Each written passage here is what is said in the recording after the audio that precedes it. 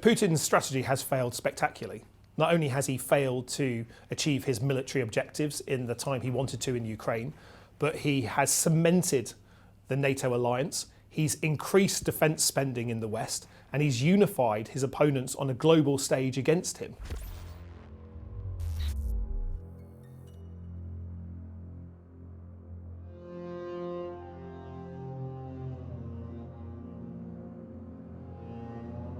Russia's invasion of Ukraine has changed everything.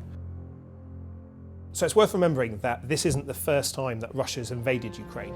In 2014, Russian forces annexed Crimea and also areas in eastern Ukraine. At the time, Ukrainian forces didn't stand much of a chance against Russian forces, and they were overwhelmed fairly swiftly. And that was the assumption that the Russian government, and indeed many in the West, had that would happen in this renewed invasion of Ukraine. But what we're seeing is a very different picture. There's new intelligence out this morning from the United Kingdom and as well from the United States suggesting Russia's invasion has slowed significantly. Part of the reason is it is coming up against a fierce Ukrainian resistance. I think Putin has failed to deliver what he wanted. That's based on poor advice, poor strategy, but understanding that in the 21st century, great powers are strong, not just because they have a strong military and they threaten their neighbours, they're strong because they can trade, they can have decent cultural and diplomatic relations with their neighbours. That's the real strength of the 21st century. But Putin's pursuing a strength from the Cold War. Well, that was last century. And that's why we need to be strong in standing up to him. We need to make sure that we have a strong military and strong diplomatic alliances against that type of aggression. This is 2022. There's no place for dangerous dictators to be waging war on their neighbours. Putin's been planning this illegal invasion of Ukraine for quite some time, and he's been building his troops up along the borders of Ukraine for quite some time. What we've seen is in the north of Ukraine, Russian units getting bogged down by the mud, not having adequate supply, and because they've had such poor supply lanes, they haven't been able to re-equip their frontline fighting forces. The other big factor that slowed the Russian advance is just the really incredible dogged defence of Ukraine by Ukrainian armed forces.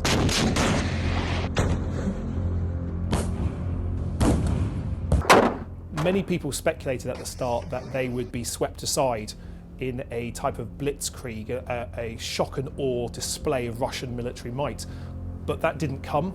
And what we've seen from Ukrainian forces is incredible heroism, defending each and every inch of their country, really taking the fight to the Russians, not giving them any opportunity to push on. Video from a military drone shows a direct hit on an armored Russian column.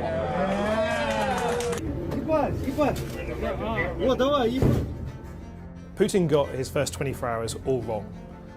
And that was not only because of a really poor military strategy, I think it's also because he wasn't being told the truth by his generals. And so it's clear that there's been a real erosion in the effectiveness of the Russian military. I think any good leader needs to have people around them that are going to challenge their thinking, that are going to test the assumptions that you're making decisions against. But in the Russian government, especially around President Putin himself, they are just yes men. They're not communicating the true state of the Russian military, the preparedness, the readiness, the ability of the Russian military to fight a conflict like this. Ukrainians are incredibly proud of their country. They're incredibly proud of their freedom, their sovereignty and their democracy.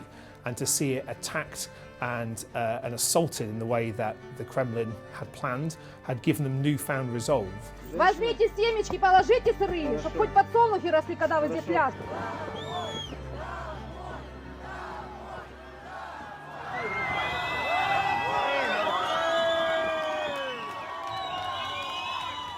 We mustn't lull ourselves into a false sense of security here. Russia is one of the biggest military powers on the entire planet. They have an incredible stockpile and inventory of incredibly advanced weapons. But those weapons need to be well maintained. The crews that use them need to be trained, and they need to be used on the basis of good intelligence and good command. Now, we're not seeing all of those in Ukraine, but we are still seeing Russian forces advance. And that's why it's really important that when we're thinking about the challenge that Ukrainian forces have in defending themselves, we in the West need to be making sure that we're equipping them with the right type of equipment to face that challenge. The Ukrainian military has modernised, it's received training. The UK has been at the forefront of providing resources to train Ukrainian military forces, but they've also been equipped with the type of weapons and technology they need to fight Russia in particular. That is using, in particular, handheld anti-armour missiles and also surface-to-air missiles that can be carried by infantry, by soldiers on the ground. Now, that type of preparation, that type of training has made the Ukrainian military a much more powerful defender of their nation than they were in 2014. And it's important to remember that that initial aggression by Russia in 2014 was the start of this conflict. It didn't start only a few days ago. It started back in 2014 when they illegally annexed Crimea and eastern Ukraine. And indeed, that is on the back of Russian aggression that we saw previously in Georgia and also in Syria as well. So Russia has been perfecting their tactics here. Russia has been suspected of recklessly bombing civilians in Syria. The deliberate targeting of civilian humanitarian facilities, the targeting of civilians, people who are innocent, as a deliberate military tactic. We have a really robust and decent set of armed forces in the United Kingdom, and we need to make sure that we are using them to not only deter aggression, but also to make sure that we're supporting our allies, especially those along NATO's eastern flank. That's the Baltic states, Estonia, Latvia, Lithuania, for instance, and supporting Poland and Romania against what could be the next stage of Putin's plan, which is threatening invasion there. When we've got President Putin in power who's threatening not only our security as a country, but those of our allies and neighbours, we need to be robust in saying that if you do threaten a NATO country, if you invade or attack a NATO country, the response will be significant and serious, and to a point that that will be so disastrous for Russia that they shouldn't do it. That's why our focus, in my mind, needs to be on the Euro-Atlantic area, our own backyard, securing our own backyard, free from Russian aggression, so people are able to live their lives in the way they want to, in free, sovereign and democratic countries. And that is what President Putin fears the most. And that's why we must make sure he never wins.